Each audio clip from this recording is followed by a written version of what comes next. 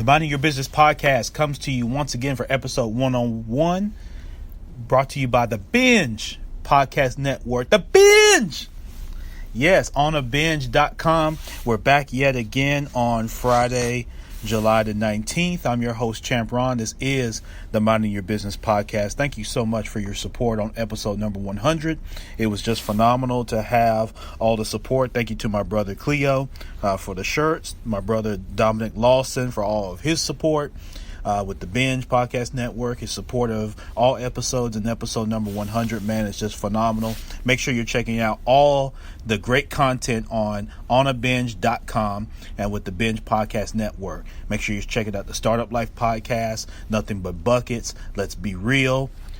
Go all the way down the lineup that you can check out all the great content, exclusive and public, that's available on the Binge. And if you're interested in connecting with the Binge, you're interested in advertising, you're interested in just connecting with great podcasters, make sure that you go to onabinge.com, fill out the contact form, and a representative will get back with you fairly quickly. Make sure you go to themybpodcast.com. That's where you can get exclusive content from this particular podcast. Connect with me. Email me, ron@themybpodcast.com. And check me out at Champ Ron on social media.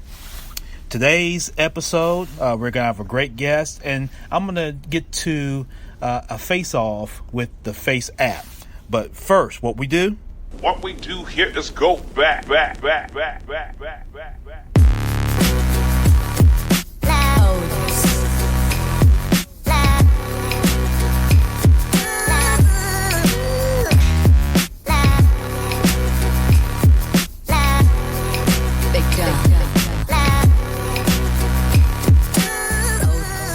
Yes, welcome to the Minding Your Business podcast. Again, I'm your host, Champ Ron.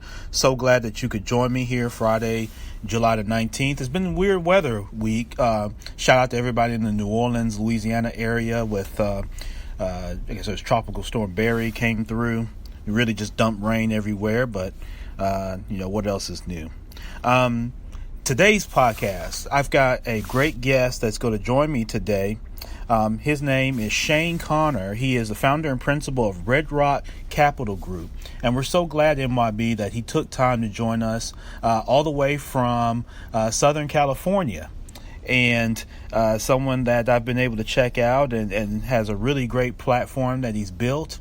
And he's going to share with us today a lot of his background and about the company and how you get into business even when you're transitioning from full-time employment like many of you are. Shane's going to help kind of connect the dots with how he's done it and kind of share with you some best practices on some things that you can take away. And that's how we do, MYB. So I want you to pay attention, take notes. But Shane, are you there? I'm here, Ron.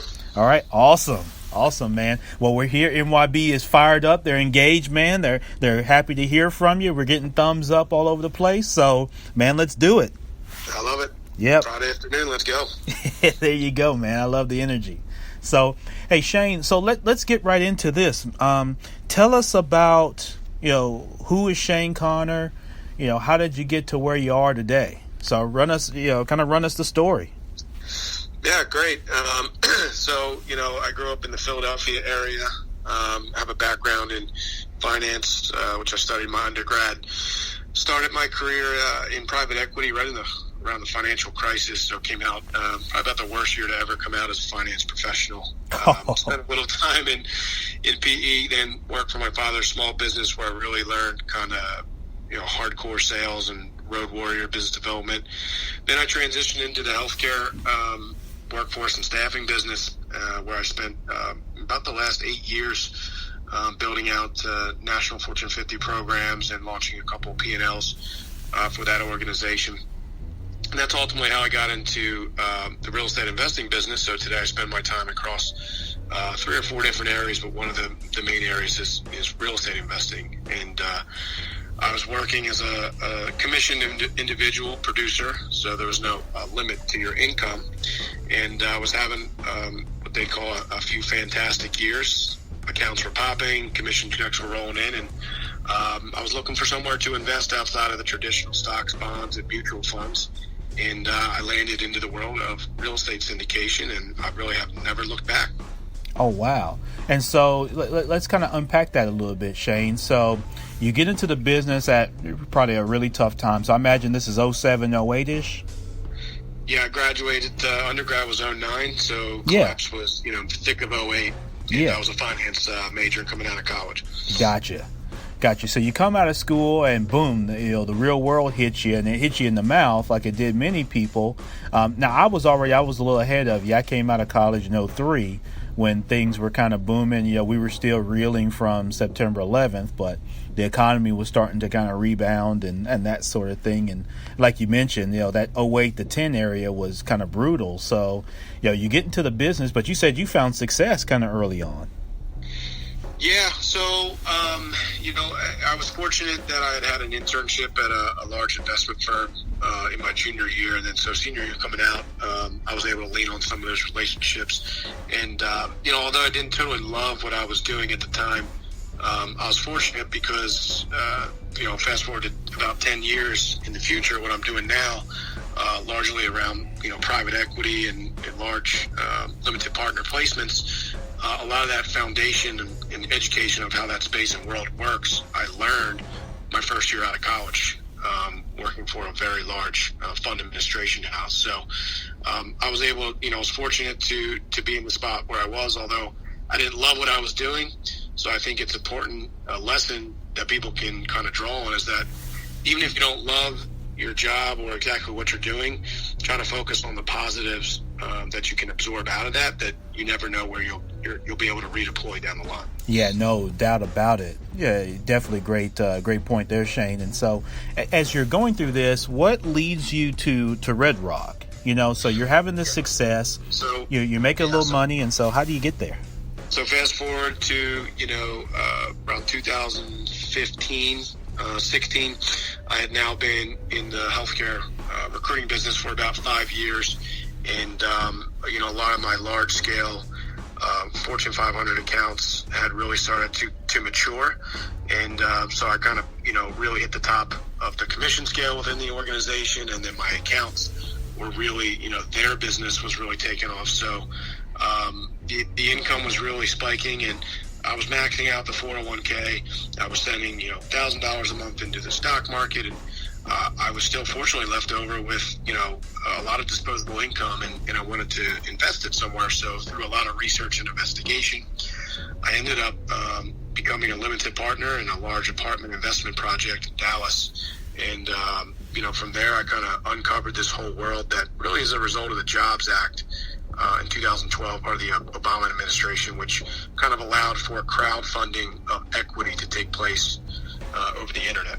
Yeah, exactly. And, I'm a benefactor of that. One of the first commercial properties I bought here in Memphis was actually through crowdfunding source, where I actually I purchased a property with a significant down payment.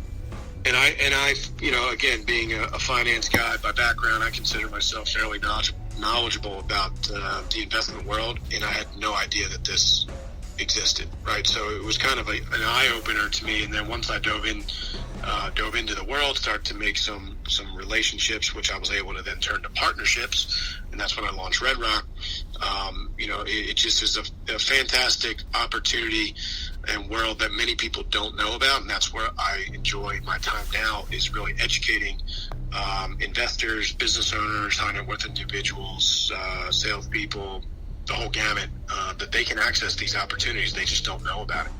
Yeah, absolutely. So talk to us about, limited partnerships, with your particular target market, Shane, how are they getting involved, and how do you describe a limited partnership for, let's just say you're talking to a doctor or an attorney or, some other working professional or business owner who may not be familiar with the terms, and they hear that and they're thinking, oh, well, do I just go and buy a property and get a loan and, Right. like everybody else does, or, how does this work?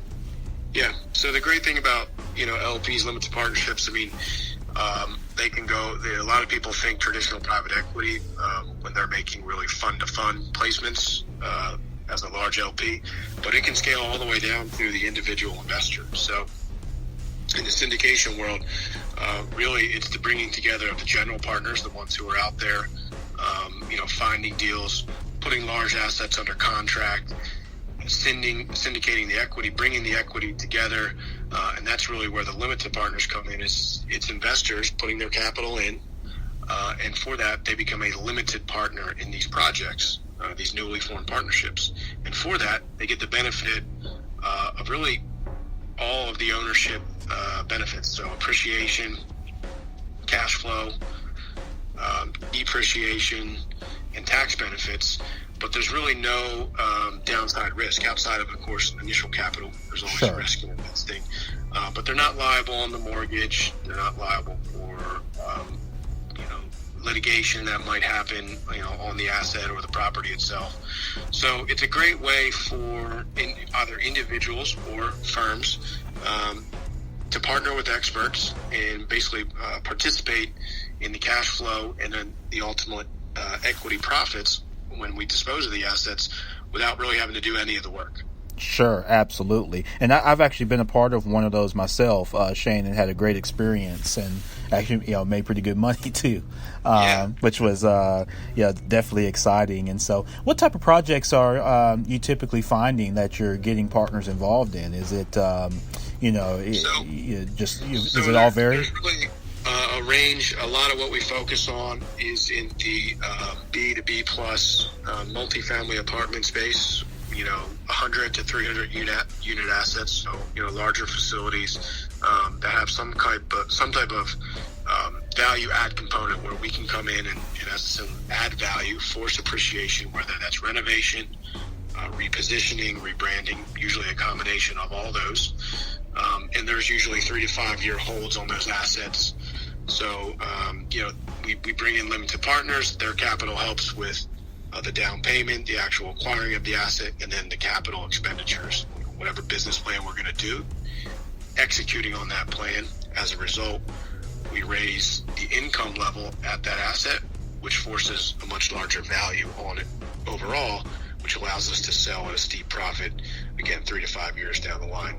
We also partner with a couple, high institutional grade type operators that do more of a fund structure. So sometimes investors like to spread their risk over multiple assets. Some of the private equity firms prefer some of these larger scale, $30 or $50 million total funds where they can come in as just a piece of it. So those will kind of usually be the same, some type of mom and pop aggregate. We're going to roll up smaller assets and reposition them to sell to the larger operators, or there's some type of still a value add component, but this way your investment can get spread across maybe 10 or 15 properties over a longer time horizon. Okay. Yeah, and that's definitely, I've got my gears turning. It looks like I got some other gears turning too. Shout out to all of you on Spreaker.com that are listening to the podcast. And so, so Shane, how do you find these projects? Are these referred to you? Are you kind of out searching through a database, or is it just relationships, or how are you uncovering these opportunities? Yeah, so that's where really the value of partnerships come into play, right? And so kind of rewind back to when I first started as a limited partner investor. I was working, full-time job and just investing on the side, and I got in as an LP. There's a sponsorship and an operator team that's running that deal. And ultimately where I've gotten today is I hold partnerships with about 5 to 7 of these key operating teams and sponsors who are putting together the overall project. And I sit on those general partnerships, but just downstream. After the projects are pretty much ready to go, the deal's in line, and we understand about how much equity we need to raise from investors. That's really where I sit on the general partnership. So I kind of am a hybrid between, the traditional LP and sitting on the active side, where I focus on the investor education and equity piece of the general partnership. So I don't actually have to find these deals. I rely on the experts out there who are doing that. And then once I know a project meets my investors' criteria and really my criteria, I'll choose to participate on the general partnership. And then I go out through my investor networks and bring in equity, either through an entity, a firm, or the individual investor. Yeah, gotcha. Okay, it definitely makes sense. And so, as you're working with individuals and you're bringing them to partnership, how does that typically work with those that are getting involved? Do they come to you and say, hey, Shane, I've got $50,000 cash that I'd like to invest?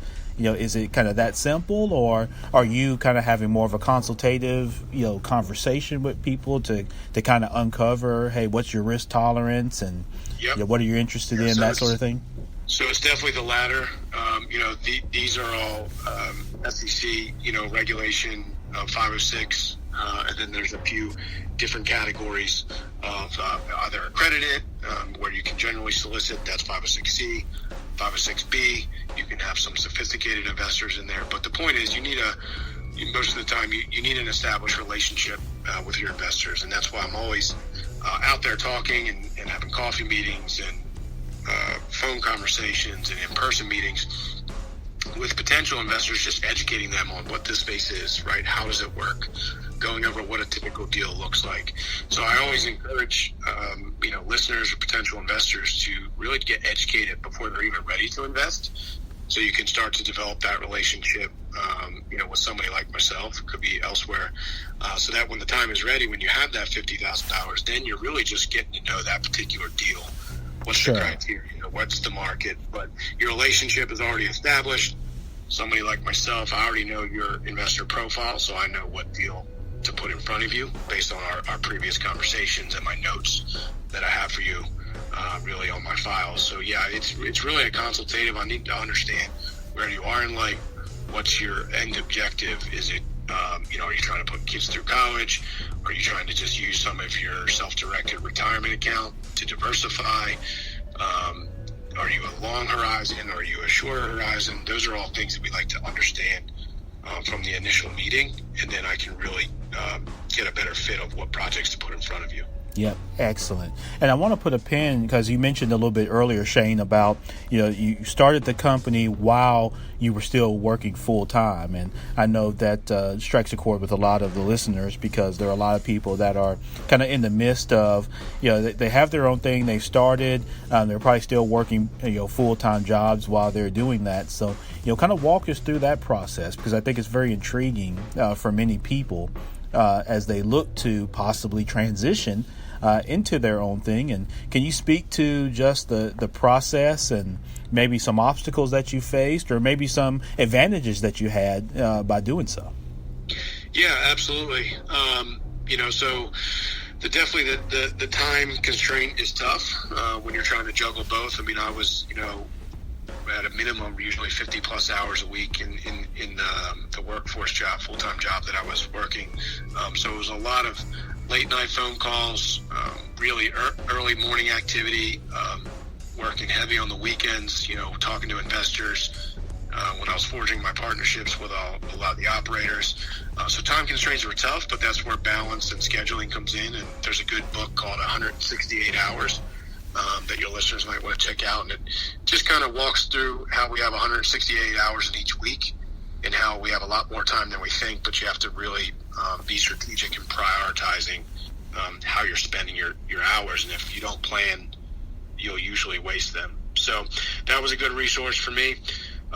One of the advantages I think that you can have is look at your current job and look at any ways that could actually be synergistic to the side business or the thing that you're building. For me, I was in the healthcare business, so I was partnering, and a lot of my clients were physicians. And so, it might just be a natural segue that, at the end of a conversation, you might just mention, hey, I do a lot of real estate investing. If you ever want to check that out, let's set up a call, after hours or on the weekends. And so I was able to kind of nurture a few relationships that way, that ultimately, once I, exited the industry and went full time, I could circle back to some of those people, and they've actually become investors. Yeah, and that's it's very interesting, because you and I mirror efforts in that regard, Shane, because, for me, from a banking standpoint, that's really how I got started in moving. And, when my hand was forced last year in terms of transitioning from a job, I at least had some kind of base to basically start with. And so that came from just having, like you say, those conversations. I was talking with bankers about, what I was talking about from a full-time job standpoint. And it's just, hey, by the way, I also do this. They're like, oh, really?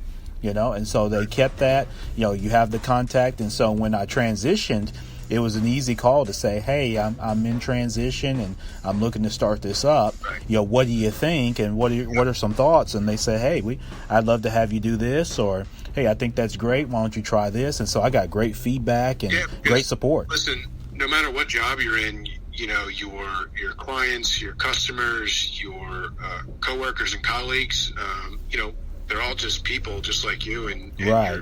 You have a relationship in some form with them, and that you can carry with you, indefinitely. So you never want to just put yourself in a box, say, well, it's just my job, and I'm building this thing over here, or I don't like my job, or whatever it is. You usually have to just open your eyes and look at, well, what are the pros about all this? And that's one of the ways I was able to really make use of the time. Yeah, and so is that kind of where you think kind of having a good, strong base and foundation comes from, Shane, when you're looking to make that transition? Yeah, I think anybody that's ultimately looking to maybe go into entrepreneurship or taking a side business and trying to make it a full-time effort, you really have to look ahead and really try to lay those good building blocks, so that when you do decide to kind of make a transition, there's never going to be the right time, right? There will always be a reason you can talk yourself out of it. But right. If you've at least taken the time to, whether it's, build partnerships that your business is going to lean on and need to execute, or it's going to be, clients that you've already kind of got proof of concept with, and that, are going to be willing to buy your product or service, you need to start forecasting, laying that out, and not just waking up one day going, oh, I'm going to go do this, and now I'm going to leave my job, right? So, it's never going to be perfect, but if you can at least have somewhat of a parachute before you jump off the cliff, it's going to serve you well, because even the best laid plans are not going to go according to plan. You're right. Things always take longer. You're going to have that moment 2 or 3 months out and going, what the heck did I do? I need to go back. Right. So if you don't at least have a lot of your foundation built, it's going to be a very, very rocky road.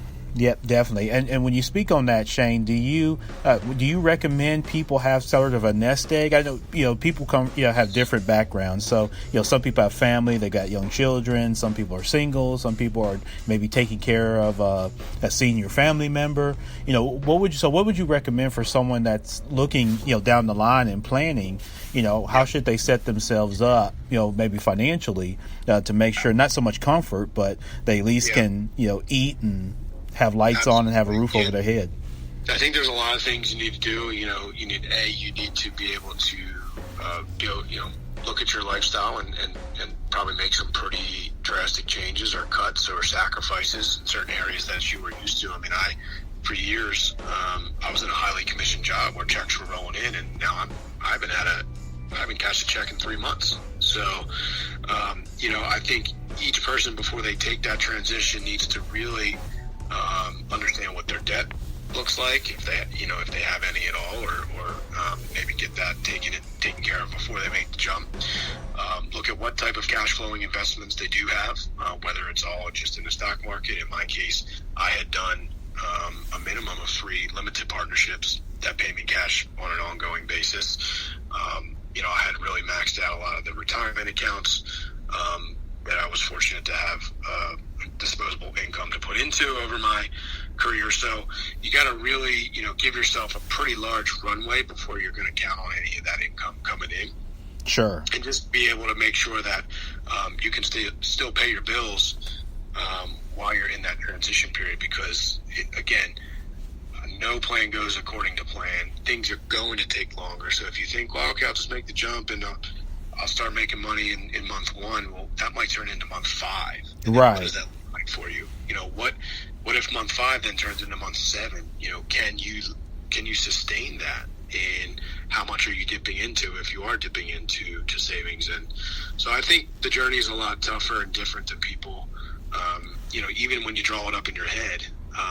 once you're in the thick of it, it's pretty tough. So you want to make sure that you've thought about all those different scenarios. Yeah, definitely. And our guest today is Shane Connor, MYB with Red Rock Capital Group, sharing some great nuggets and great best practices here. And so, Shane, as we kind of get to wrapping it up, and definitely appreciate your time on this. This has been phenomenal.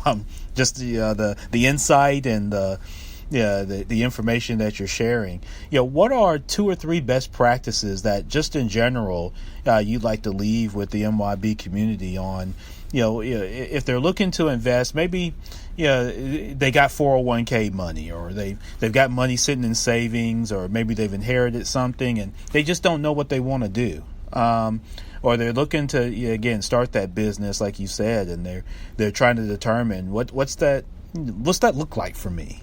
Yep. What are some things that you'd share with those folks?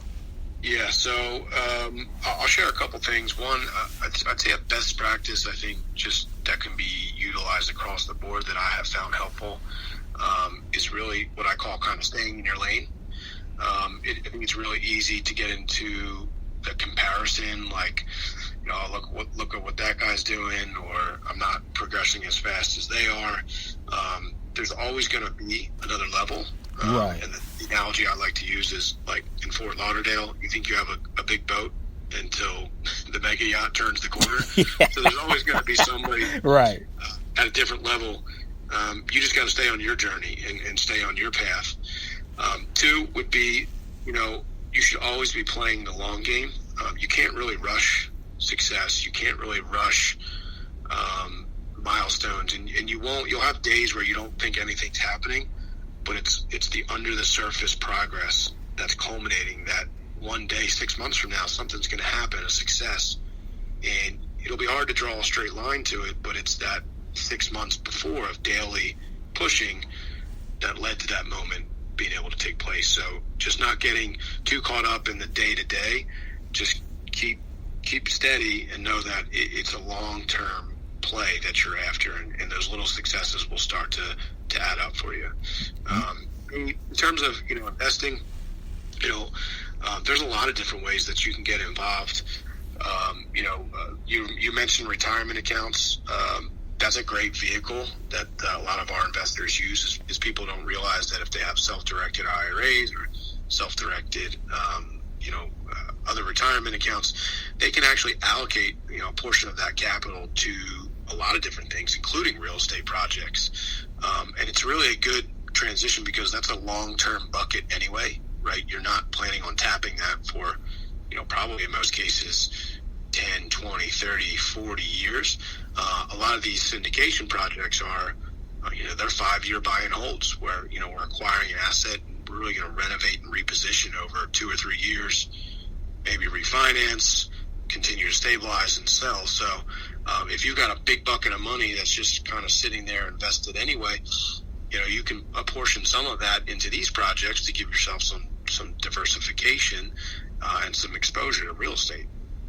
Yeah, absolutely. And matter of fact, I've done some of that too in my career where I've allocated buckets to real estate. I've just been, real estate background. I mean, I buy on terms now, and I work with distressed sellers, mostly here in this Memphis market. And I also help tenant buyers be able to buy without having to get the mortgage first. And so, you're exactly right. There's a slew of different ways to get involved, and those are some great best practices, most definitely, Shane. And so, for people that are interested, how can they get in touch with you? If someone's hearing this and they're saying, "Hey, I'd love to connect with Shane," how can they do so? Great, yeah, I'm always happy to talk day in and day out. They can email me at Shane, SHANE, at redrockcapitalgroup.com. They can go to my website, which is just redrockcapitalgroup.com. I'm very active on LinkedIn. You'll find me there most days, so just shoot me a message or a connection, and I'm always happy to help, even if it's just a 20, 30-minute phone call to get acquainted. Yep, absolutely. And there it is. So MYB, I encourage you, if you're serious now reach out to Shane, email or LinkedIn, and he's happy to answer your questions and that sort of thing and help you to get involved. So listen, Shane, I know you're a busy guy. You're doing a lot of great things and helping a lot of people, man. So thank you so much for joining here on the Minding Your Business podcast. I'd love to remain connected with you, and hopefully maybe there's an opportunity for us to do some business here, short or long term. But I wish your business the very best. I wish you the best personally and professionally. And thank you again. Yeah, it's been a pleasure, Ron. Thanks for having me. All right. Thanks, Shane. Later on. All right. Bye-bye. All right. So that was Shane Connor with Red Rock Capital Group joining here on the Minding Your Business podcast, y'all. And like I said, you got some great nuggets. And he said something that was really important, which was you got to make sure that you stay in your lane. In our social media world that we live in, it's easy to get sidetracked with seeing what everybody else is doing and comparing and contrasting yourself to that. And I would advise you, we're all guilty of that. I'm certainly guilty of it, but I'd advise you to not do that. Do not get into the rat race rut of seeing somebody's post or seeing other people's posts or seeing groups and things like that and start comparing and contrasting yourself. Well, why ain't I doing that? And why not this? And why that? And don't get into that and beating yourself up over your time frame. Well, they're doing this and they're younger than I am, and blah blah blah. Everybody's got their own path, and you heard Shane say that everybody's got their own kind of pathway to their own righteousness and their own journey to their destination. And so don't compare. So don't start comparing your boat to everybody else's yacht. You don't know how they got their yacht. You don't know what they went through to get it, whether that was good, bad, or indifferent. So it's really some good best practices that he shared, and definitely connect with Shane. That's Shane, SHANE, at redrockcapitalgroup.com, or you can visit redrockcapitalgroup.com. Let's get into Ron's rundown.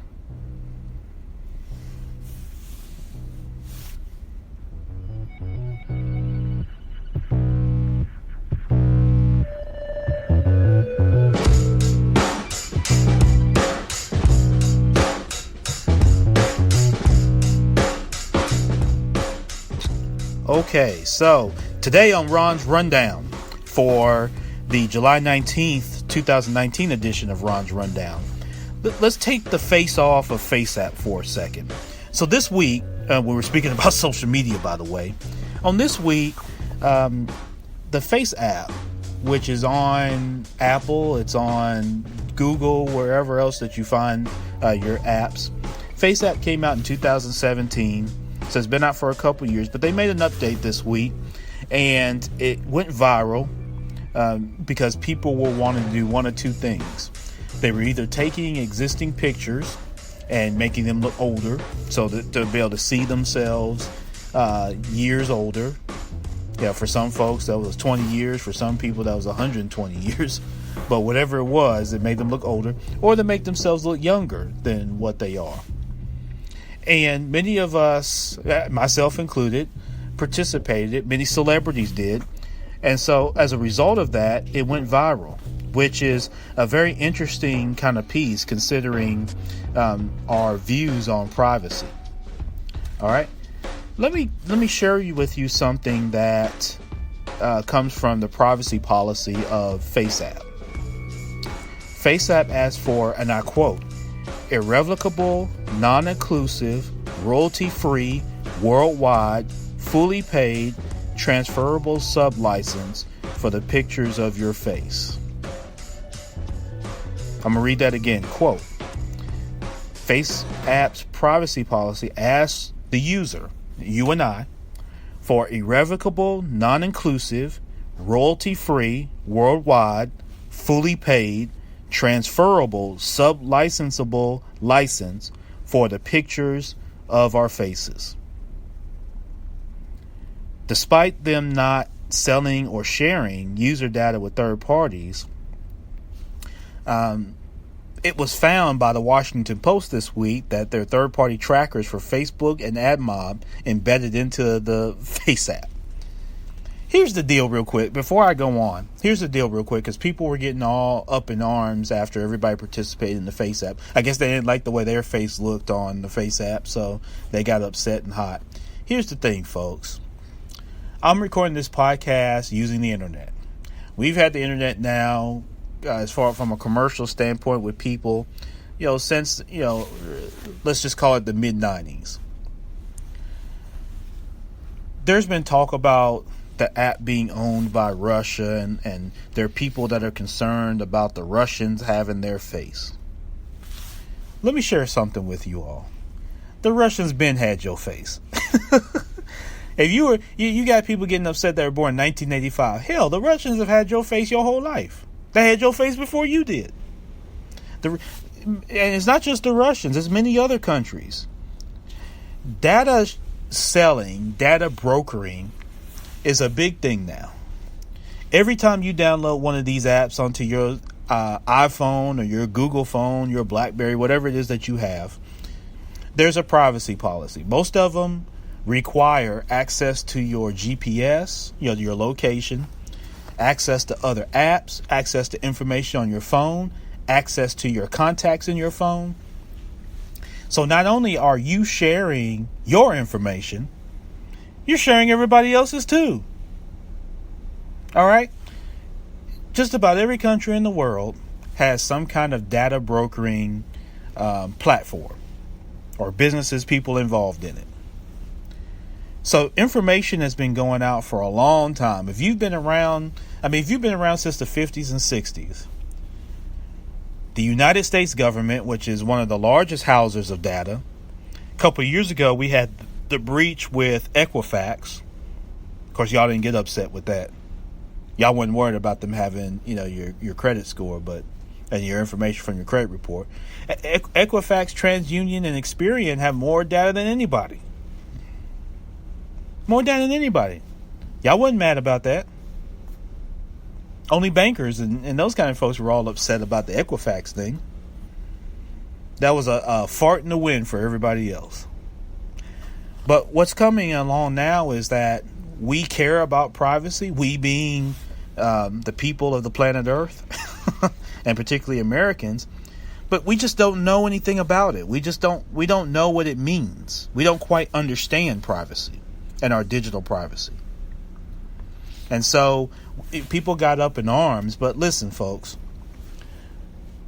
they've had your information for a long time. They know what you look like. At this point in 2019, if the Russians wanted to get your picture, they would already have it. You post to Facebook every day. It's Facebook stories, Instagram, post. Some of y'all are on social media all day long. You're on final written warning at your job because you sit there on Facebook all day long. Especially you folks that are in your 30s and 40s. And even early 50s. All right? So relax. They've had the information. Now, part of that, whole deal of, overreacting is Chuck Schumer, I believe, was one of the folks who, he's a Democrat in New York. He's a Senate Minority Leader, Chuck Schumer, by the way. He called for a federal investigation in the Face app, and he said that the Russian mobile app, quote, could pose national security and privacy risks for millions of U.S. citizens. And Chuck probably doesn't know anything about Face app other than what somebody put in his ear. Someone, after he probably posted his picture and made himself look 1,000 years old too. You know what I mean? So, there's going to be some overreaction to it, but, here's the thing. Again, information has been out there for a long time when you start talking about social media and all that type of thing. Coming out of the election, it was alleged that Cambridge Analytica, Steve Bannon, the Mercer family, Facebook, and there was some psychographic profiling that all was involved in the 2016 presidential election that resulted in the election of current President Donald John Trump, the 45th president of the United States. All right. So there are people still up in arms, and there's accusations and things like that are still going on. But here's the thing, MYB. At the end of the day, and many of us use social media and we use these apps and things like that for our business. They're all tracking us. All right? We're always being tracked. And this is the world that we live in. And it brings up a point of at what point do our values that are tied to conveniences, at what point do we manage that with our privacy? And do we still care? Or is it only just about when something like this goes viral and a few articles come out and then people read them and they take them and run with them, not knowing that they posted 12 times to Facebook today? So that information has been going out for years. Ad companies, other countries, real estate. Shane and I were talking real estate earlier, right?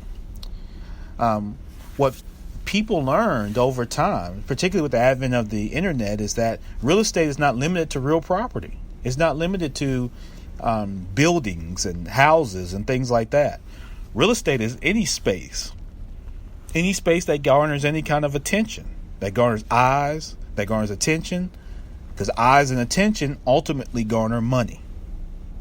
All right. That's where data brokering and all that kind of thing comes into play.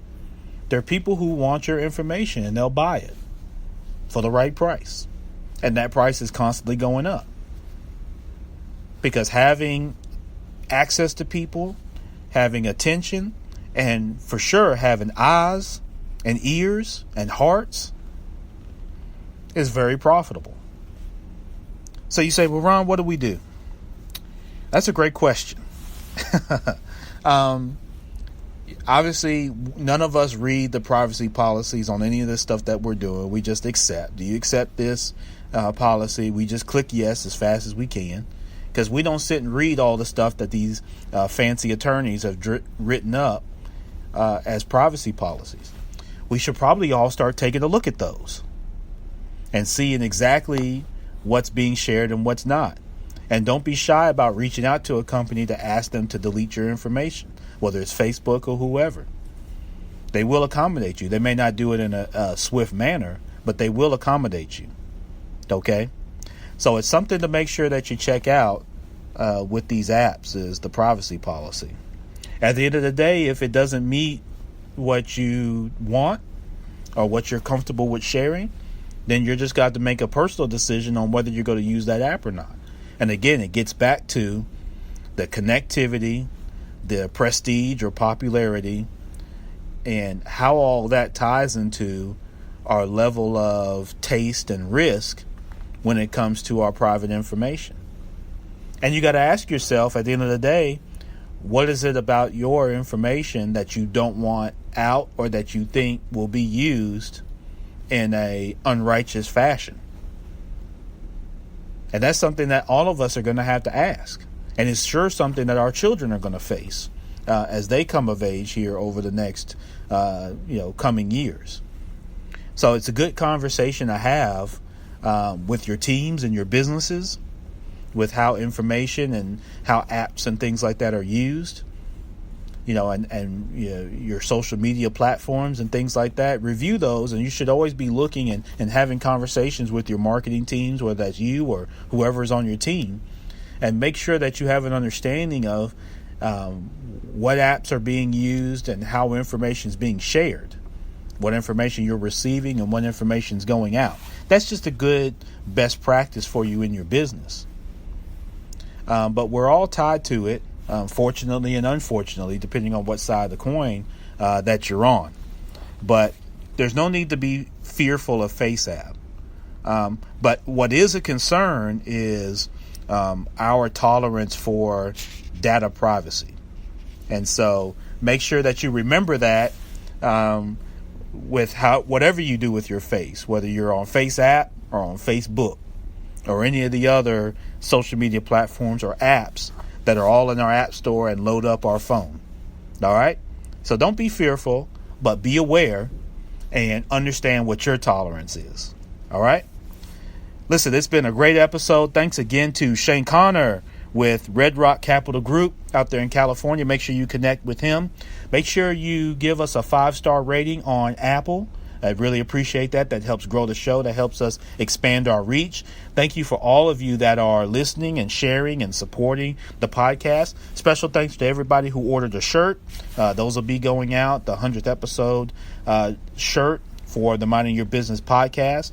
And next week, I'm going to be on vacation, taking family vacation on next week. So we'll be off somewhere enjoying a great time. So there won't be an episode on next Friday, but I will be back the following Friday for more of the Minding Your Business podcast. Entrepreneurship, real estate, trending news. There's no business like minding your own.